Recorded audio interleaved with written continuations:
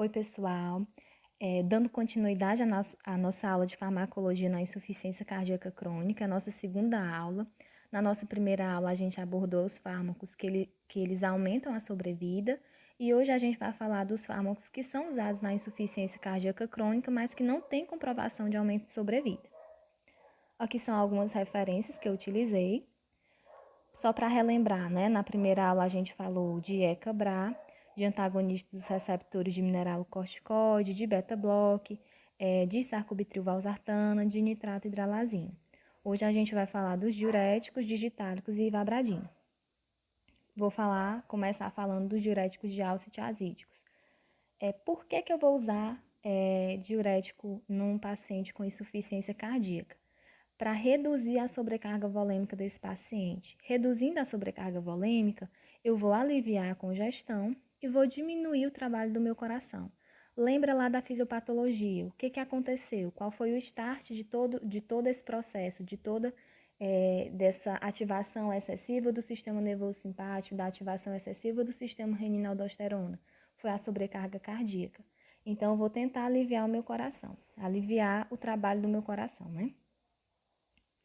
Aqui, né, os diuréticos de alça, a gente tem como exemplo a furosemida. Eles são os diuréticos mais eficazes quando a gente fala de insuficiência cardíaca. Eles vão agir na porção ascendente da alça de Henle e inibem o cotransporte de sódio, potássio 2-cloro. Aqui a representação. Aqui, né, eu vou ter o meu cotransporte de sódio, potássio 2-cloro. E os diuréticos de alça, eles vão inibir esse transporte. Então, eu vou deixar de absorver o sódio. Consequentemente, eu também deixo de absorver a água. Então, isso parece um 6, né? Mas é um oxigênio. E com isso, eu vou diminuir o meu volume. Lembrar, né, que ao inibir o transportador de sódio, cloro e potássio, os diuréticos de alça, eles também diminuem o potencial positivo do lumen, que é derivado da reciclagem do potássio. Bem aqui, ó. Derivado da reciclagem do potássio. O que isso vai fazer? Né? Normalmente, né, esse potencial ele é positivo. E esse potencial ele vai impulsionar a entrada de magnésio e cálcio. Então, ao reduzir esse potencial, eu vou aumentar a excreção de magnésio e de cálcio, podendo ter uma hipomagnesemia e uma hipocalcemia. Hipocalcemia nem tanto, porque eu vou ter absorção de cálcio no meu intestino, também vou ter a ação do PTH e da vitamina D, certo? Os efeitos adversos, eu posso ter ototoxicidade, que ela é relacionada à dose, e é mais comum quando o paciente ele também faz uso de outros medicamentos que também têm toxicidade, e também nos pacientes que têm diminuição da função renal. Um exemplo, né, de fármaco que é ototóxico, são os aminoglicosídeos. Eu posso ter hipomagnesemia e hipocalcemia pelo mecanismo que eu acabei de falar. Alcalose metabólica hipopotassêmica. A alcalose metabólica é porque, como eu estou deixando de absorver esse sódio lá no ducto coletor, eu vou perceber que eu não estou absorvendo muito sódio. O que vai fazer? O meu ducto coletor ele vai tentar pegar esse sódio. Então, quando ele tenta pegar o sódio, ele joga para fora o H+, e joga o potássio. Então, isso pode desenvolver uma alcalose metabólica hipopotassêmica. Agora, os diuréticos tiazídicos, certo? Uns exemplos, né? Os representantes. A idapamida, a cortalidona e a hidroclorotiazida, eles vão inibir o transporte de sódio e cloro e vão agir no túbulo contorcido distal. Aqui a representaçãozinha.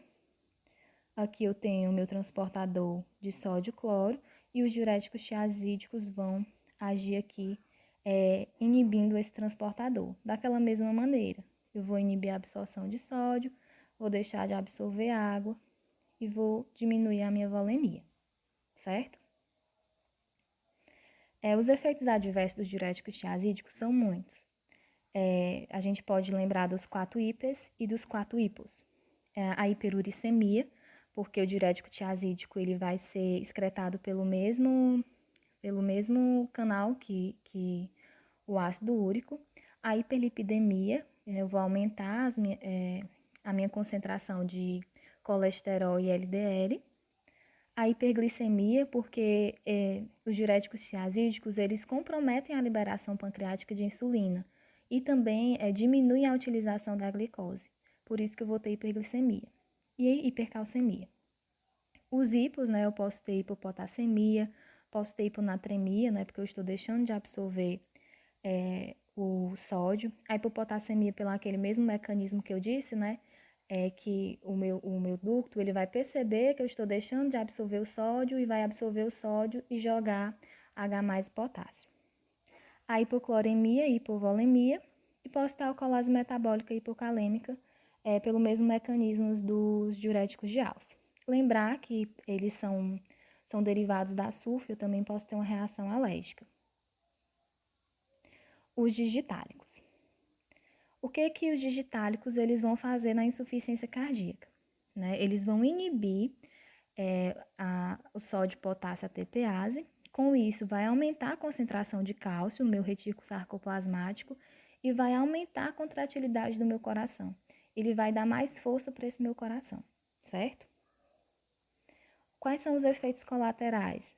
Os efeitos adversos. Eu posso ter arritmias cardíacas, posso ter alterações visuais como estocomas, posso ter náuseas, vômitos e hiporexia.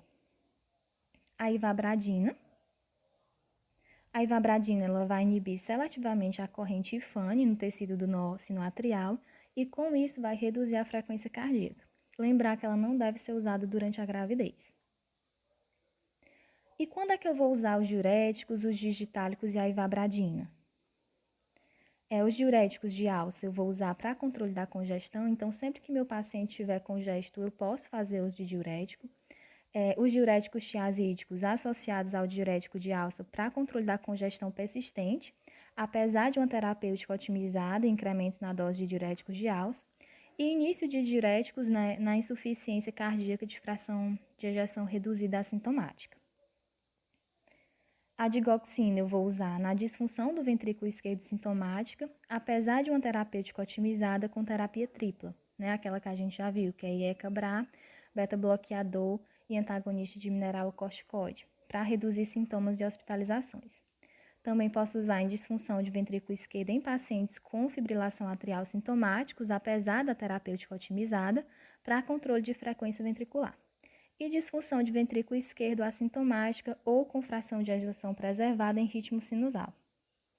E a ivabradina eu vou usar na disfunção do ventrículo esquerdo sintomática em pacientes com terapêutica otimizada em ritmo sinusal e com a frequência cardíaca maior que 70%, ou maior que 70 batimentos por minuto. Lembrar, né, que nesses pacientes ela reduziu a hospitalização, morte cardiovascular e morte por insuficiência cardíaca. Mas ela não está naqueles fármacos que aumentam a sobrevida, né? Aqui foi só em um estudo. Aqui, né, para a gente relembrar o nosso fluxograma, certo? A gente tem, ficou bem em cima, né? Mas aqui a terapia tripla, que eu já falei, que é IECA-BRA, os beta-bloqueadores e antagonistas de mineralocorticoides, que a gente falou na primeira aula. A gente também falou de sarcobitril valsartana, de nitrato e hidralazina, e hoje a gente falou de ivabradina, digoxina e dos diuréticos, certo? Lembrar que os diuréticos, eles podem ser usados já no começo, dependendo, né? Se meu paciente já tiver congesto. Então, vai ser uma terapia individualizada. Aqui, resumindo tudo, né, dos fármacos usados na insuficiência cardíaca. Esses são os fármacos que eles aumentam a sobrevida. Eu já vou repetir novamente, certo? O IECA, o que ele vai fazer? Ele vai inibir a enzima conversora de angiotensina e vai reduzir a formação de angiotensina 2. Com isso, eu vou causar uma dilatação arteriolar e venosa, diminuir a secreção de aldosterona e diminuir o remodelamento cardíaco, tendo como efeitos colaterais a tosse, hiperpotassemia e o edema. Eu posso também fazer uso do BRA, quando o meu paciente ele não tolera o IECA. O que o IECA vai fazer? Vai antagonizar os efeitos da angiotensina 2 nos receptores AT1.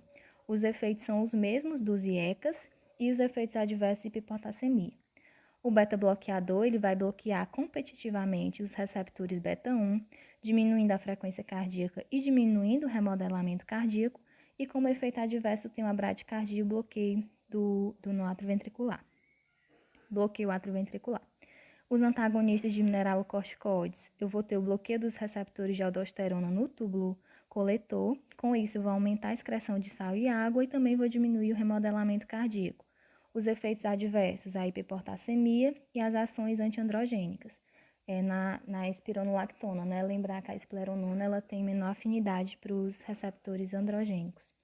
A hidralazina nitrato, que vão liberar óxido nítrico, com isso vão diminuir a pressão arterial e a pós-carga. Arteriodilatação, hidralazina, venodilatação, nitrato. E isso vai diminuir tanto a pós como a pré-carga e eu vou diminuir o trabalho do meu coração. De efeito adverso, eu posso ter hipotensão postural, taquicardia, cefaleia, síndrome semelhante ao lúpus, lupus-like no caso da hidralazina, certo? E de hoje, né? Os diuréticos, a furosemida e hidroclorotiazida, por exemplo, né? Que vão diminuir a reabsorção de sódio e cloro no ramo ascendente espesso da alça de N, né? No caso de diuréticos de alça. Nos casos de diuréticos tiazídicos, eu vou diminuir a reabsorção de sódio e cloro no tubo contorcido distal. Com isso, eu vou aumentar a excreção de sal e água, vou diminuir a pré-carga e pós-carga, vou diminuir edema pulmonar e periférico. Como efeito colateral, eu posso ter hipovolemia, hipopotassemia, hipotensão, ototoxicidade e alergia a sulfas. Os digitálicos, né, eles vão inibir sódio, potássio, ATPase e vão reduzir a saída de cálcio e vão aumentar o cálcio armazenado no retículo sarcoplasmático. Isso vai aumentar a minha contratilidade cardíaca. Como efeito adverso, eu posso ter náusea, vômito, diarreia e arritmias cardíacas.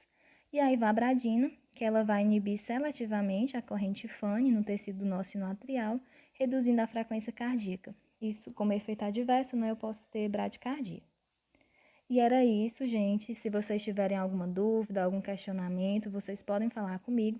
Lembrar de seguir a gente no Instagram, né, o Farmaco Power. Eu vou postar algumas questões lá, tentar postar alguns resumos para ficar melhor, né, bem interativo. E é isso, obrigada.